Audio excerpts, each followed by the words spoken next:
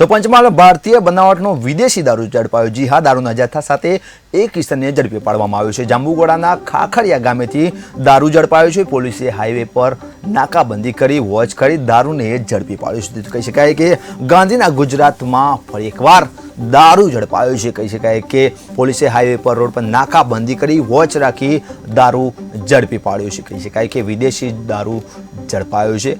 તો કહી શકાય કે પંચમહાલમાં ભારતીય બનાવટનો વિદેશી દારૂ ઝડપાયો છે અને વિદેશી દારૂના જથ્થા સાથે એક કિસ્સાને દબોચી લેવામાં આવ્યો છે।